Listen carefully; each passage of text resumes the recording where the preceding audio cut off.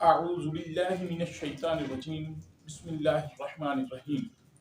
اللہ پاک کا بہت لطف و احسان اور فضل و کرم کہ آج ہم طہارت اور نماز پر گفتگو کر رہے ہیں۔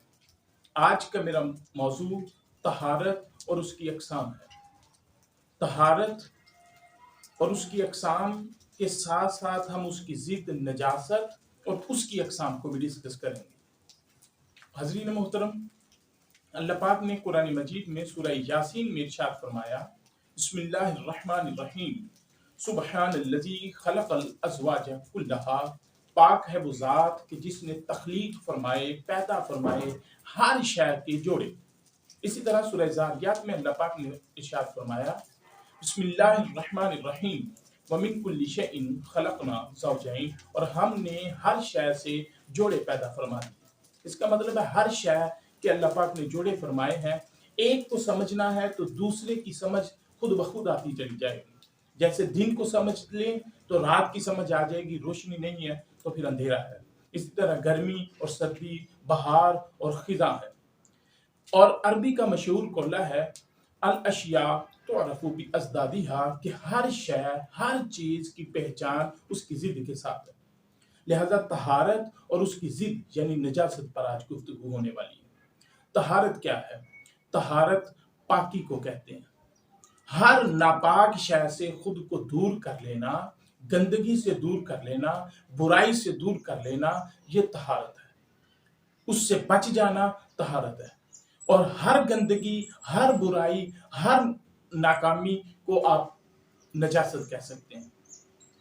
طہارت کا صاحب شریعت نے حکم اس لیے دیا تاکہ انسان پاک ہو سکے، وجود کے اعتبار سے بھی اور روحانی اعتبار سے بھی، اور اس وجہ سے بھی تاکہ وہ اپنی جو بدنی عبادات ہیں ان کو بخوبی ادا کر سکے۔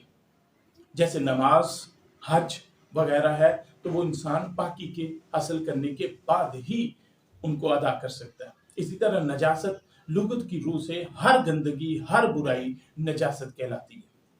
نجاست کی بھی دو قسمیں ہیں، اسی کے وزن پر طہارت کی بھی دو قسمیں ہیں۔ شریعت نے میں نجاست اور طہارت کی جو دو قسمیں ہیں وہ ہے طہارت صغریٰ اور طہارت کبریٰ۔ طہارت صغریٰ سے مراد وضو ہے اور طہارت کبریٰ سے مراد غسل کرنا ہے۔ اسی طرح جب ہم نجاست کی بات کرتے ہیں تو نجاست بھی ہمارے پاس اصطلاحاً دو قسم میں آ جاتی ہے۔ اس میں پہلی نجاست حکمیہ اور دوسری جو ہے وہ نجاست حقیقیہ ہے۔ نجاست حکمیہ یعنی حکم ہے، وہ نظر نہیں آتی، اس کا وجود نظر نہیں آتا، عارضی طور پر جسم پر وارد ہو جاتی ہے، حکم ہے کہ اس سے بچ جائیں، اس سے طہارت حاصل کریں۔ وہ بھی دو قسم کی ہے، حدث اصغر وہ نجاست جس کو پاک کرنے کے لیے وضو لازم قرار دیا ہے، اور حدث اکبر جس سے بچنے کے لیے، پاک کرنے کے لیے طہارت کبریٰ یعنی غسل کی ضرورت ہوتی ہے۔ تو وہ جو نجاست ہے وہ نجاست حکمی ہے۔ اس کے برعکس نجاست حقیقیہ ہے، وہ حقیقی ہے، وہ نظر آتی ہے، اصل نیچے سے انسان اس سے اپنے بدن کو، اپنے کپڑوں کو، اپنے کھانے والے اشیاء کو اس سے بچاتا ہے۔ مثلا پیشاب، فضلہ، خون، شراب وغیرہ جتنی بھی ہیں جو نظر آتی ہیں، جو حقیقی طور پر نظر آتی ہیں، اس کو نجاست حقیقیہ کہتے ہیں۔